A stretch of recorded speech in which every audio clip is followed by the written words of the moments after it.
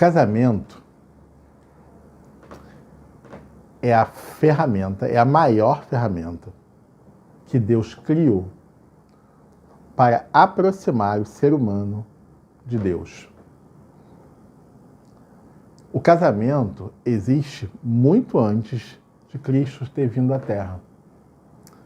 E o casamento já apontava para Cristo, o casamento já apontava para o Evangelho, o casamento já apontava para o caminho perseguido em direção à cruz. Quando Deus criou a mulher, junto com o homem, e os tornou uma só carne, ele já estava apontando para a unidade entre Cristo e a Igreja. O casamento foi criado por Deus e o próprio Deus compara o casamento à sua relação, ou seja, a relação de Cristo com a Igreja. Isso a gente encontra em Efésios capítulo 5. Eu vou ler para vocês aqui esse texto, versículo 22 ao 28, que diz assim: Vós, mulheres, sujeitai-vos a vossos maridos, como ao Senhor. Porque o marido é a cabeça da mulher, como também Cristo é a cabeça da Igreja, sendo ele próprio o Salvador do corpo. De sorte que, assim como a Igreja está sujeita a Cristo, assim também as mulheres sejam em tudo sujeitas a seus maridos. Vós, maridos, amai vossas mulheres, como também Cristo amou a Igreja, e a si mesmo se entregou por ela, para a santificar, purificando-a com a lavagem da água pela palavra, para apresentar a si mesmo igreja gloriosa, sem mácula, sem ruga, nem coisa semelhante, mas santa e irrepreensível. Assim devem os maridos amar as suas próprias mulheres, como a seus próprios corpos. Quem ama a sua mulher, ama a si mesmo. Ou seja, a relação de Cristo com a Igreja é comparada, é a mesma relação do homem com a sua mulher, do marido com a sua esposa. Quando leio esse texto, eu não entendo somente a questão de submissão da mulher, mas vejo a questão da unidade. Em todo o tempo, Cristo aponta para a necessidade de sermos um, seja no casamento, sendo uma só carne, seja com Cristo, em um só pensamento. Vamos ler agora, rapidamente, 2 textos que comprovam isso. Um está lá em Marcos, capítulo 10, do 7 ao 9. E esse texto diz assim: Por isso deixará o homem a seu pai e a sua mãe e unir-se-á a sua mulher, e serão os dois uma só carne. E assim já não serão 2, mas uma só carne. Portanto, que Deus ajuntou, não separe o homem.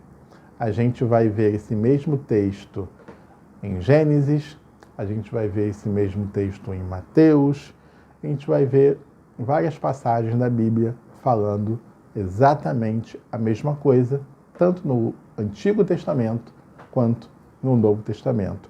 Ou seja, homem e mulher, marido e esposa, deixando de ser 2 e se tornando um através do casamento. Através do casamento, porque eles agora se tornam um no momento em que fazem sexo? Não, é muito mais do que isso. É quando eles se tornam um a partir do momento em que eles, ao se conhecerem, ao conviverem junto, o propósito deles se torna o mesmo, as vontades deles se tornam as mesmas, os objetivos deles se tornam os mesmos, o pensamento deles se tornam o mesmo. Já não é mais o marido e a esposa, mas agora é a família. O que atinge a um, atinge aos 2. O que afeta um, afeta dois. Se um adoece, os dois adoecem. Se um enriquece, os dois enriquecem. Se a casa está saudável, os dois estão saudáveis. É um pensamento, é uma fala. Não há divisão. Por isso, homem e mulher se tornam um.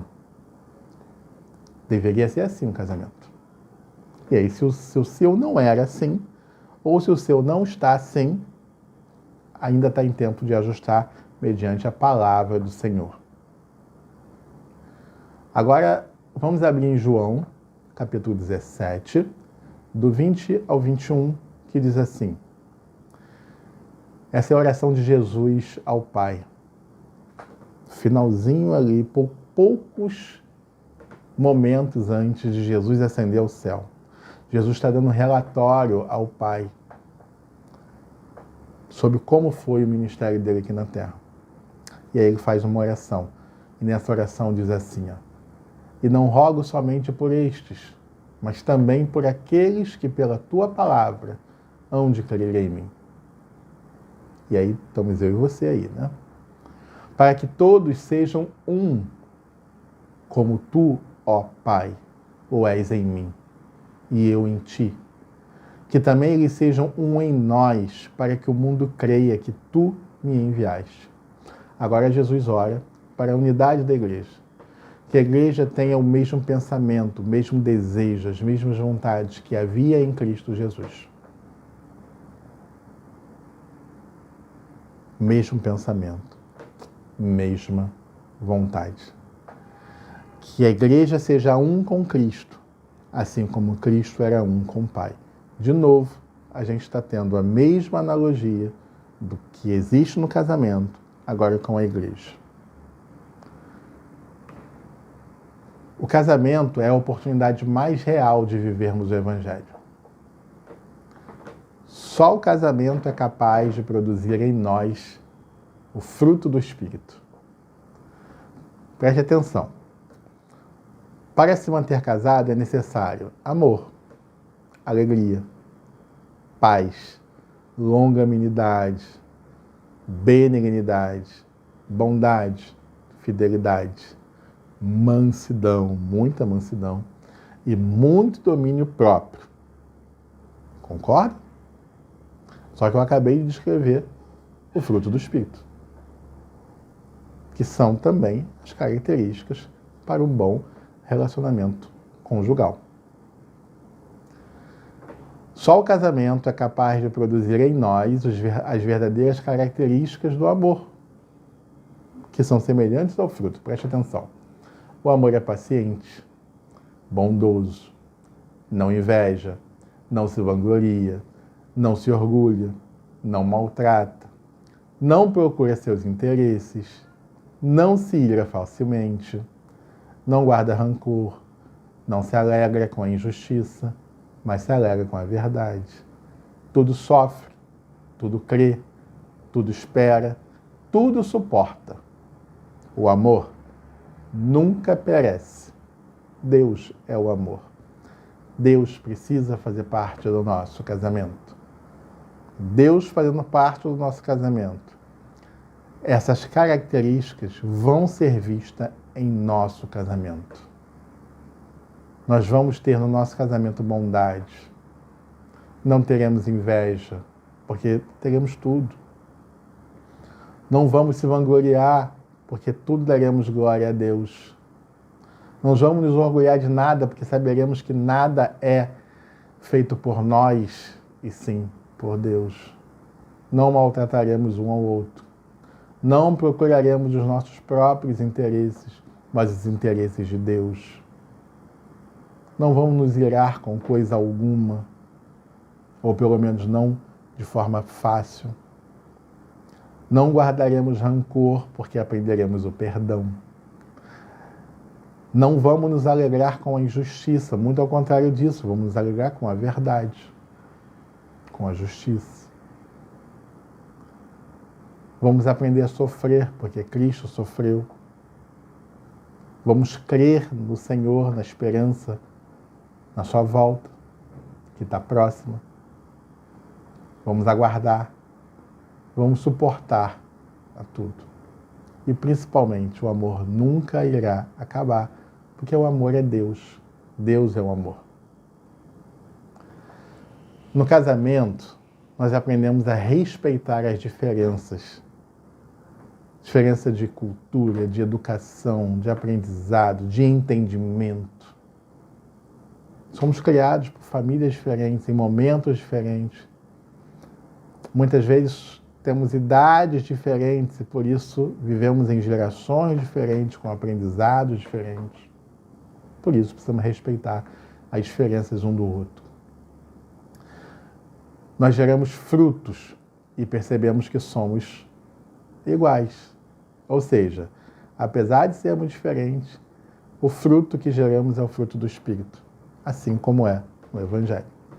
No casamento, aprendemos que o amor une as diferenças e transforma as realidades, exatamente como a palavra de Deus faz. Une diferenças e transforma a realidade para todo aquele que crê em Jesus Cristo. No casamento, aprendemos o que é unidade, aprendemos a falar as mesmas coisas, porque começamos a pensar como um, assim como precisa ser a Igreja de Cristo. No casamento, aprendemos a nos anular em prol de um bem maior chamado amor. Ou seja, quando marido e mulher se anulam um para o outro, eles têm casamento, eles têm unidade e Deus aparece no meio deles. Quando nós nos anulamos para nossas vontades na igreja, recebemos o Espírito Santo de Deus e começamos a ter a mente de Cristo.